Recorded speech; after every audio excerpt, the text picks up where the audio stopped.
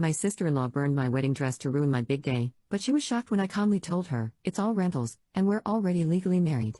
She thought she could break us apart, but I had a surprise she never saw coming. She said, why don't you help with the dishes instead?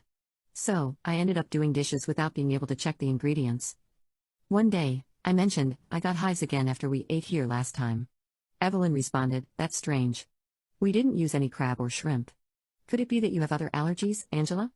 It felt like she was blaming me for the problem. She even added, if you have so many allergies, it's going to be hard for you to cook for Tyler. I'm worried about him. She seemed more concerned about Tyler than about me. For the record, I don't have any other allergies. I've had thorough allergy tests done before, but even after I told Evelyn this, she didn't seem convinced. I started to realize that this wasn't just about her not liking me, it felt like she didn't want to let Tyler move on from her. However, Evelyn is already 34 and has a serious boyfriend, Adam. It doesn't make sense for her to stay so attached to her brother, especially since she's clearly in love with Adam. I've been thinking that maybe Adam could help resolve the situation. After all, shouldn't Evelyn and Adam be thinking about getting married themselves? It's time for them to move forward, too. I asked Tyler about it, and he said, I've talked to her many times, but she says she can't think about marriage until I'm settled and married. It seemed like Evelyn might be delaying her own marriage because of Tyler. Then something unexpected happened one day. Evelyn and Adam invited us over for a meal.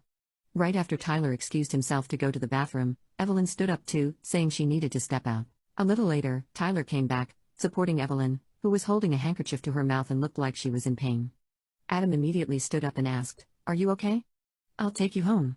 But Evelyn refused and said, it's fine, we've already ordered the food, so enjoy yourselves.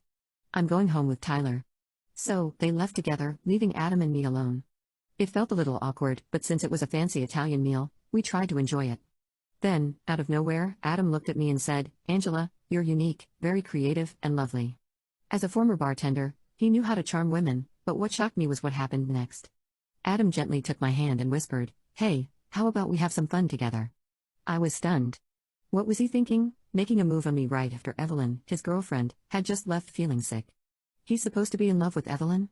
Handsome as he is, his behavior was completely out of line. I pulled my hand away and said, please stop joking. Evelyn would be upset if she heard this. But Adam's response surprised me. With a sly smile, he said, she won't be upset. I couldn't believe it.